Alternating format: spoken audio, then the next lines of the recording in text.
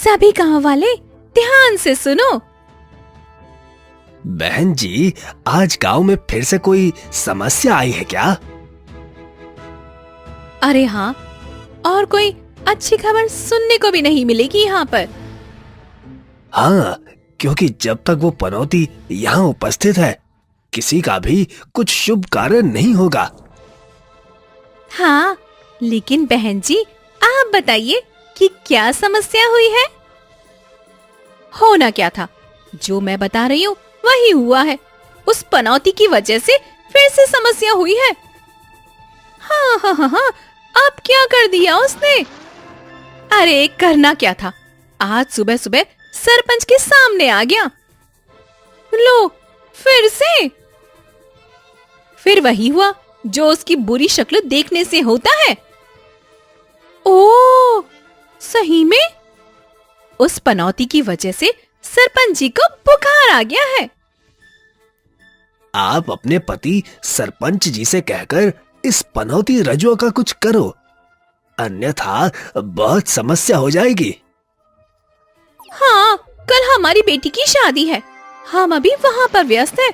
शादी के बाद इसको यहाँ से निकला दूंगी। हाँ बहन जी, पूरा गांव इससे परेशान है। अब सभी को मिलकर यही फैसला लेना होगा। हाँ, अच्छा ना, आप एक काम करते हैं, अब मैं जा रही हूँ, फिर बाद में बात करते हैं। ठीक है जी। सुलेखा ऐसा कहकर वहां से चली गई। मीनाक्षी और विजय गांव के अन्य लोगों के पास गए और सभी को रजवा की वजह से सरपंच को बुखार आ गया ये बताने लगे। शाम को सभी लोग गांव के चौक पर इकट्ठा हुए। क्या हुआ मनीषा बहन, तुमने ऐसे अचानक सभी गांव वालों को इकट्ठा क्यों किया है? हम सबके जीवन को नरक बनाने के लिए वो पनौती ही काफी है। जी, अरे अब क्या किया उसने? वो कुछ करता नहीं है, उसके उपस्थित होने से ही सब कुछ अपने आप ही हो जाता है। सत्यानाश कहीं का। बताओ क्या हुआ, घर में सब कुशल मंगल तो है ना?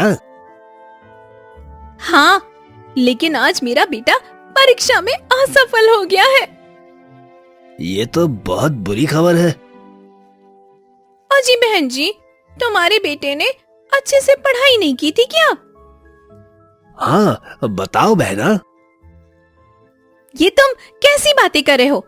मेरे बेटे ने बहुत ज्यादा पढ़ाई की थी, पढ़ाई में वो बहुत ही होशियार है। फिर आज क्या समस्या हुई? आज सुबह जब मेरा बेटा परीक्षा फल लेने जा रहा था, तभी ना वो पनौती रजुआ आ गया। सत्यानाश हो उसका। हाँ, उसी की वजह से मेरा बेटा असफल हो गया। इस पनौती की नजर मेरे परिवार पर भी है। अरे सिर्फ तुम ही पर नहीं, इसकी नजर पूरे गांव पर है। 2 दिन और रुक जाओ, फिर सरपंच जी से कहकर हम इस रजुआ को गांव से बाहर निकलवा देंगे।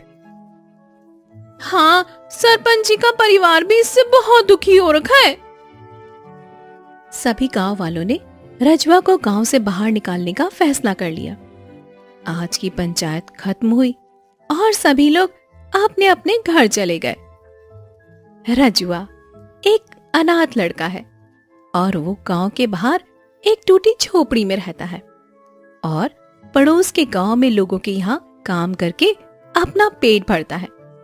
वो अपनी झोपड़ी के बाहर उदास बैठा था, तभी वहां पर जग्गू आता है। क्या बात है रजुआ, तू अभी तक यहीं बैठा है? हाँ, और कहाँ जाऊं? गांव में निकलता हूं तो सभी पनौती कहकर चिढ़ाते हैं और मुझसे दूर भागते हैं। हाँ, इसलिए मैं खुद तुम्हारे पास आ जाता हूं। अच्छा, एक बात बताओ। हाँ, तुम्हारे ऊपर मेरे पनौतीपन का कोई असर नहीं हुआ क्या अभी? दोस्त, ये कैसी बातें कर रहे हो? मैं सच में पूछ रहा हूं।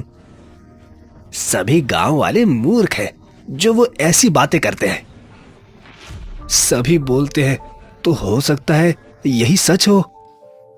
नहीं भाई, ऐसा कुछ भी नहीं है। बताओ ना कि तुम्हारे ऊपर इसका असर नहीं होता क्या? जब ऐसा कुछ नहीं है तभी तो मैं आता हूं। शायद सही कहते हैं सभी लोग कि मैं जन्म लेते ही इसी वजह से अनाथ हो गया था। तुम मेरे साथ चलो, मैं तुम्हें नदी के पास घुमाने ले चलता हूं, तुम्हारा मन ठीक हो जाएगा। जग्गू और रजवा नदी किनारे जा रहे थे कि तभी गांव के सभी बच्चे रजवा को पनौती पनौती कहकर चिढ़ाने लगते हैं। रजवा उनसे डरकर भागता है। बच्चे भी पनौती पनौती चिल्लाते हुए उसके पीछे भागने लगते हैं। रुक जाओ रजवा, अब मत भागो, मैं इन बच्चों को भगाता हूं। रजवा भागते हुए नदी का रास्ता भूल गया और सरपंच के हवेली के आगे से निकल गया। और सरपंच वह उसकी पत्नी सुलेखा ने उसे देख लिया। अरे, पनौती यहाँ से गुजर गया, अब ना जी जरूर कोई ना कोई अपशगुन होगा। अरे सुलेखा, तुम तो शुभ शुभ बोलो। मुझसे ही कहते रहो बस, उसे गांव से बाहर मत भगाना। हाँ। अरे भगा दूंगा, अब तुम अंदर चलो। दोनों घर के अंदर चले जाते हैं। सुबह सुबह सरपंच सभी गांव वालों के साथ बहुत गुस्से में रजवा के यहाँ पर आता है। अरे ओ रजुआ, बाहर निकल, आज मैं तेरी पनौती खराब कर दूंगा। क्या हुआ सरपंच जी? रजुआ कल रात हमारी हवेली के सामने से निकला था और आज सुबह सुबह हमारी बेटी की शादी टूट गई। अरे ये तो सत्यानाश कर दिया। ओ रजुआ, तू जल्दी से बाहर आ जा, नहीं तो मैं अंदर आ जाऊंगा। रजवा अपनी टूटी हुई झोपड़ी में डरा सहमा हुआ सा खड़ा था। हे भगवान, अब किसका अपशगुन कर दिया मैंने? मुझे इनसे बचाओ भगवान, मुझे बचाओ। तब तक सरपंच अन्य लोगों के साथ रजवा के पास पहुंच गया। तेरी वजह से मेरी बेटी की शादी टूट गई। तुझे हम सभी ने सारी चीजों के लिए क्षमा कर दिया, लेकिन मैं तुझे आज क्षमा नहीं करूंगा और इसकी बहुत भयंकर सजा दूंगा। मैं आज गांव से चला जाऊंगा और फिर कभी नहीं आऊंगा। आज तू खुद नहीं, हम तुझे भेजेंगे। सरपंच और बाकी सभी लोगों ने उसे बहुत ज्यादा पीटा और उसकी झोपड़ी में भी आग लगा दी और गांव की महिलाएं और बच्चे उसे सभी पत्थर मारने लगे। रजवा जैसे तैसे जान बचाकर उस गांव से भाग गया। आज खुशी का दिन है, आज इस गांव का श्राप हमेशा हमेशा के लिए हट गया। हाँ भाई, अब पनौती इस गांव में नहीं रहा, अब सभी लोग खुशियां मनाएंगे। और नहीं तो क्या, पहले सभी के काम बिगड़ जाते थे, लेकिन अब ना सब कुछ अच्छा होगा, मैं ना कहती थी। बहन जी, मुझे मेरी बेटी की शादी टूटने का गम है, लेकिन आज उस पनौती के जाने की खुशी बहुत ज्यादा है। मिठाई बांटूंगी आज तो मैं। अरे अब तुम सभी यही खुशी मनाते रहोगे क्या? चलो मेरी हवेली चलो, वहां सबके लिए दावत का इंतजाम है। सभी गांव वाले सरपंच और सुलेखा के साथ उनकी हवेली में चले गए। कई दिन से लगातार बहुत तेज बारिश हो रही थी। जब गांव में पानी भरने लगा तो सभी गांव वाले सरपंच की हवेली पर पहुंचे। अरे तुम सब यहाँ क्या करने आए हो? सरपंच जी, कई दिनों से लगातार बारिश के कारण गांव में पानी भर गया है। हाँ सरपंच जी, हम बहुत परेशान हो गए हैं। ऐसा लग रहा है कि कोई बहुत बड़ी आपदा आने वाली है। हाँ भाई, समस्या है, लेकिन ये प्राकृतिक आपदा है, इसमें मैं क्या मदद कर सकता हूँ? सरपंच जी, आप ये कैसी बात कर रहे हैं? आप सरपंच है, हमारी कुछ मदद कीजिए सरपंच जी। अरे ये बारिश और बाढ़ उस पनौती की वजह से आई है। अजी आप भी हद करते हैं, अब तो वो यहाँ पर भी नहीं है। लेकिन अभी भी उसकी परछाई है यहाँ। सरपंच जी, अभी के लिए आप हम सबकी कुछ मदद कर दीजिए, अन्यथा हम सभी बहुत बड़ी मुसीबत में फंस जाएंगे। अच्छा बताओ, आपको क्या मदद चाहिए? कई दिन से बारिश की वजह से भोजन की कमी है। ठीक है, सभी लोग अंदर आ जाओ। सभी गांव वाले हवेली में चले जाते हैं और फिर भोजन कर लेते हैं। कुछ दिनों में बारिश रुक जाती है, लेकिन गांव की सारी फसल बर्बाद हो गई। सभी लोग भूखे मरने लगे। सभी लोग गांव के चौक पर इकट्ठा हुए। मीनाक्षी बहन, आज क्यों बुलाया है? वैसे भी ऐसा कुछ नहीं है जो किसी से छिपा हो। हाँ बहन, पहले बाढ़ ने हमें मार दिया और अब सूखा पड़ गया। बाढ़ के बाद पहले दिन में एक समय खाना मिल पाता था। मेरे परिवार को तो एक समय में भी सिर्फ आधे पेट ही खाना मिलता था। लेकिन अब शायद आधे पेट का भी नहीं मिलेगा। हमें सरपंच जी के पास चलना चाहिए। वहां जाकर कोई फायदा नहीं है। क्यों? वो फिर से यही कहेंगे कि ये सब उस पनौती की वजह से हो रहा है। परंतु वो अब यहाँ नहीं है। ठीक है, तुम्हें वहां जाना ठीक लग रहा है तो हम सब वहां चल लेते हैं। हाँ, वो कोई ना कोई उपाय बताएंगे। सभी लोग मिलकर सरपंच जी के पास गए। अंदर से सुलेखा निकल कर आई, जिसको बहुत सारी चोट लगी हुई थी। बहन जी, ये आपको क्या हुआ? मैं गिर गई थी। राम राम राम राम राम राम। अजी, आपको तो बहुत ज्यादा चोट लग गई है जी। मेरा छोड़िए, आप अपना बताइए कि यहाँ कैसे आना हुआ? हम सरपंच जी से मिलने आए हैं सुलेखा जी। सरपंच जी? हाँ, सरपंच जी तो बहुत बीमार है। उन्हें क्या हुआ? वह जी ने बोला है कि अब सरपंच जी का ठीक होना नामुमकिन है। ये सुनकर तो बहुत ही दुख हुआ। हे भगवान, ये अनर्थ हो गया। अब हम गांव वालों का ध्यान कौन रखेगा? लेकिन आप ये बताइए कि आप सब यहाँ पर कैसे आए? आप जानती हैं कि गांव में सूखा पड़ गया है। गांव के सभी लोग भूखे मर रहे हैं।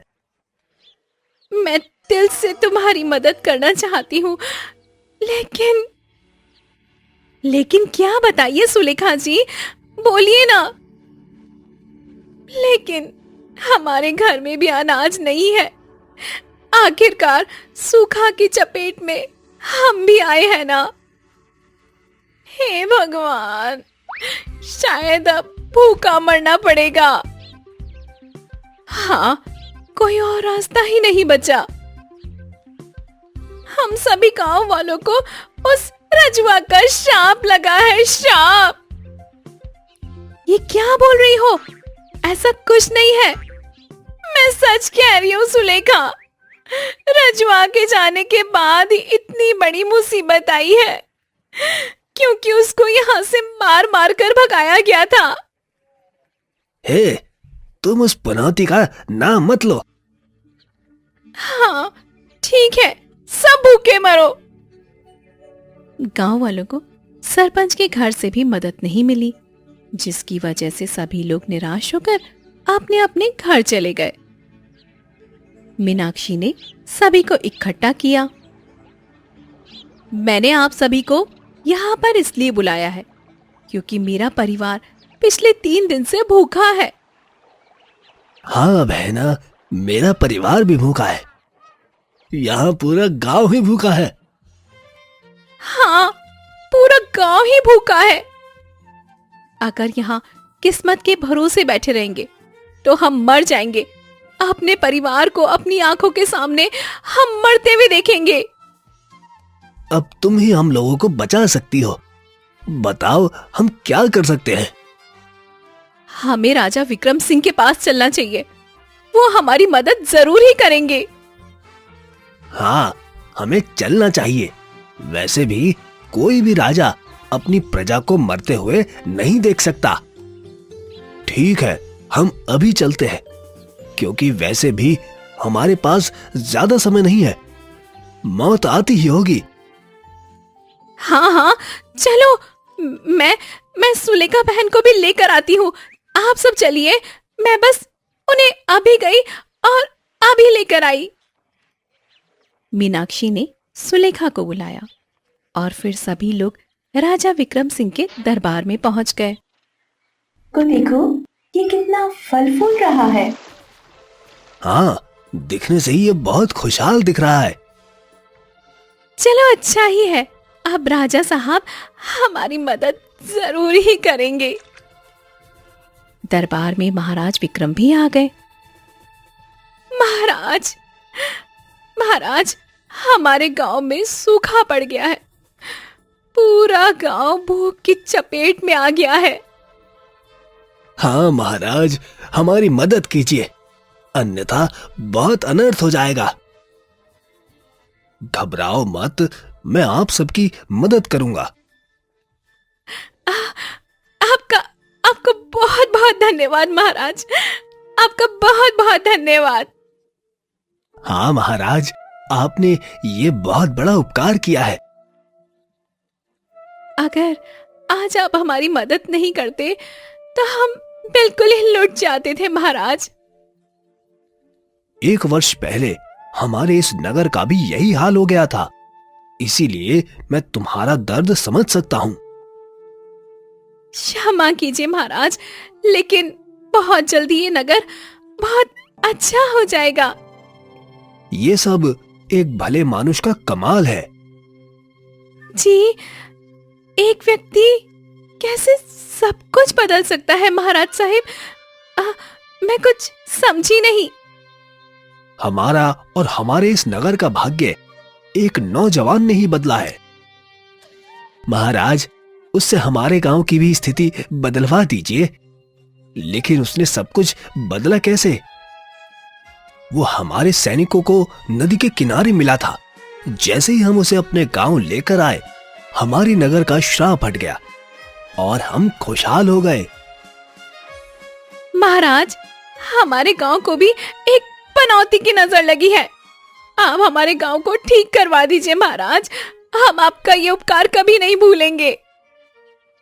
हमने उसे अब राजकुमार मान लिया है, इसीलिए हम उसे कहीं नहीं भेज सकते, लेकिन अनाज देकर तुम्हारी मदद जरूर कर सकते हैं। महाराज, हम राजकुमार के एक बार दर्शन कर सकते हैं क्या? लेकिन क्यों? शायद दर्शन मात्र से ही हम पर कोई कृपा हो जाए। ठीक है, मैं अभी बुलाता हूं। राजा ने राजकुमार को बुलाया। राजकुमार राजन दरबार में उपस्थित हुए, लेकिन राजकुमार को देखकर सभी के होश उड़ गए, क्योंकि रजवा ही राजन था। मनीषा बहन, जो मैं देख रहा हूं, क्या तुम भी वही देख रही हो? हाँ, हाँ, ऐसे कैसे लग रहा है कि ये जैसे रजुआ है और इसने राजकुमार वाले कपड़े पहन लिए हैं। हाँ, ऐसे ऐसे कैसे हो सकता है? अरे मीनाक्षी, ये रजुआ ही है। हमें इससे माफी मांग लेनी चाहिए, शायद हमारे पाप कट जाए। हाँ, हमने इसके ऊपर बहुत अत्याचार किया है। रजुआ, हाँ रजुआ, हमें क्षमा कर दीजिए, हमें क्षमा कर दीजिए राजकुमार, हम लोगों को क्षमा कर दीजिए। हाँ, अनजाने में हमसे बहुत बड़ी भूल हो गई है। हमने तुम्हें पहचानने में बहुत बड़ी गलती की है राजकुमार। हाँ भाई, हमने तुम्हारे साथ जो भी किया उसका परिणाम हमें उससे भी ज्यादा भयंकर मिला है। हमें माफ कर दो, हमें माफ कर दो। क्या हुआ राजकुमार? ये किस विषय में बात कर रहे हैं? मुझे कुछ समझ नहीं आया। महाराज, आपने मुझसे पूछा था ना कि मैं कौन हूं और कहां से आया हूं। हाँ, ये सभी लोग मेरे अतीत से जुड़े हुए हैं। कैसे? राजकुमार राजन ने राजा को सारी बात बताई। ये सुनकर राजा को भी क्रोध आ गया। तुम सभी गांव वालों की गलती क्षमा करने लायक नहीं है, लेकिन ईश्वर ने तुमको बहुत क्रूर सजा दी है, इसीलिए मैं तुम्हें क्षमा करता हूँ। महाराज, राजकुमार को हमारे साथ वापस भेज दीजिए। मैं मैं मैं आपको वादा करती हूँ, मैं इन्हें हमेशा अपना बेटा बनाकर रखूंगी। ये फैसला मैं राजकुमार पर ही छोड़ता हूँ। ये सभी गांव वालों के अत्याचार में नहीं भूल सकता हूँ, और अभी भी ये मुझे अपने स्वार्थ के लिए लेकर जा रहे हैं। बाद में फिर से मेरे साथ अत्याचार करेंगे, इसीलिए मैं इनके साथ नहीं जाऊंगा।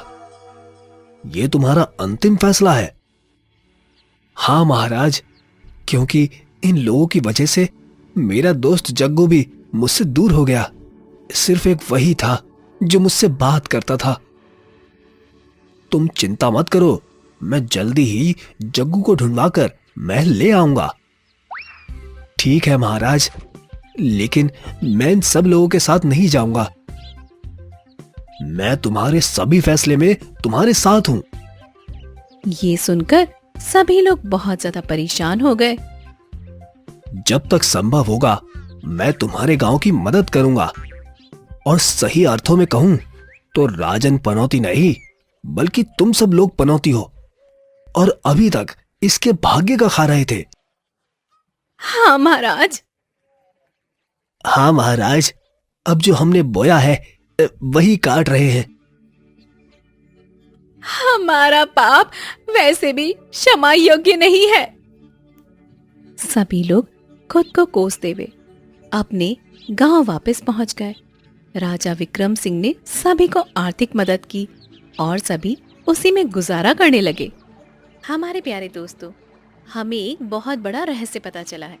हमारे वीडियो 100 लोग देखते हैं, लेकिन सब्सक्राइब सिर्फ 7 नहीं किया है, यानी कि 93 लोग चुपके हमारे वीडियो देख रहे हैं। खैर कोई बात नहीं, हम पकड़ेंगे नहीं।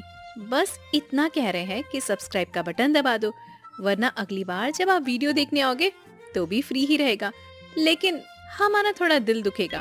तो अभी लाल बटन दबाओ और हमारे परिवार का हिस्सा बन जाओ।